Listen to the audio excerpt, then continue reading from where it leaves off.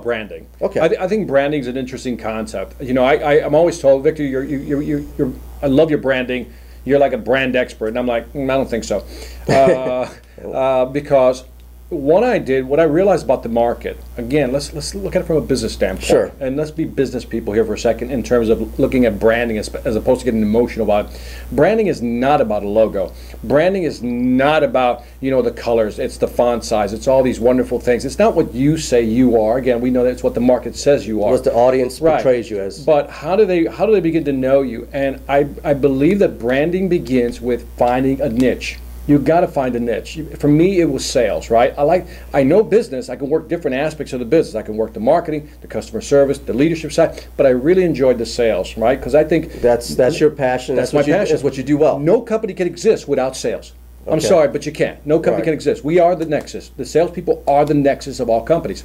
So when I looked at that, I said, I want to focus in on sales training. So that was the beginning of the branding process. I focused. Most people, I shouldn't say most people, too many people that I know, what they do is they want to talk about a lot of things. We're all good at a lot of things, but that doesn't matter. You can't go to the market and say, I do this, I do this, I do this, I do this. The market does not hire generalists. It hires specialists. Okay. And so a specialist is somebody whose focus is in.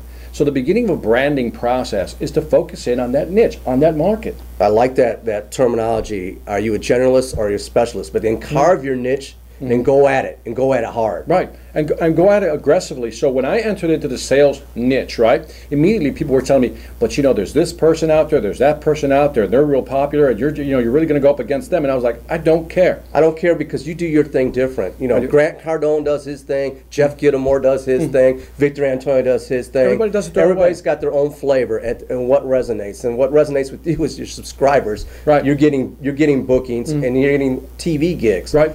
That says something. That's your social proof. That's the social proof. But and part of that, and I'm glad you brought that up, Doug, because you look at a Grant Cardone present, great presenter. You look at a Jeffrey Gittimer present, great presenter, right? And the one thing you have to tell yourself is that I can't present like those guys. You have to find your own style. Right. And so part of branding, part two of this now, is that there's got to be authenticity. You got to be authentic. Find your niche and then be authentic. And it's a little bit deeper than saying just keep it real. Yeah. You have to be real. Just keep it real because people can spell it. The audience can tell when you're not being real. And when you start copying other people, they know. People know. Gimmicks. And so, yeah, it doesn't work. And so, if you find a niche, you're authentic. And then and I hate to use this word, but I'll use it because it's overused. When you realize that your part of your goal is to serve, and that is to give people content, great content. And now, you've done quite a great job. That he has a wealth of free content. I keep going back to his site, but it's out there. Trust me. Now, but there's a hook to that, and I want you to be aware of this. That I like to tell you that I give all my stuff off for free because I'm altruistic and I love everybody and I love the planet. Because I love you. But no, yeah, because I love you. But no, the thing is, I realize that by giving people a lot of great content, they're like, who is this guy? Right. And next thing you know, they're like, hey, can you come train our company? Right. So in other words, it's part of what they call freemium, right? That's a word that's used to describe giving stuff away for free with an upsell on the back end. And for me, is I give away my videos for free, but the upsell for me is when I get booked and invited to speak or train a sales team. Right. That's where I get paid. No, it's a momentum thing. Obviously, it comes down to social proof. I love that concept of what? Freemium? Freemium.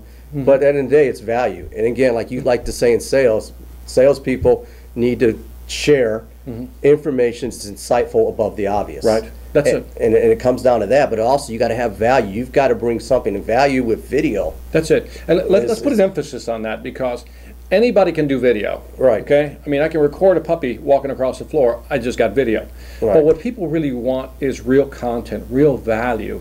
And I think, if you're trying to brand yourself out there and you're trying to get above the noise, improve your signal to noise ratio where you really get above the noise and people notice you, the best way to do that is to really go back to mastering your niche. Be great at what you talk about. Be an expert. Be a thought leader in that space. Study it.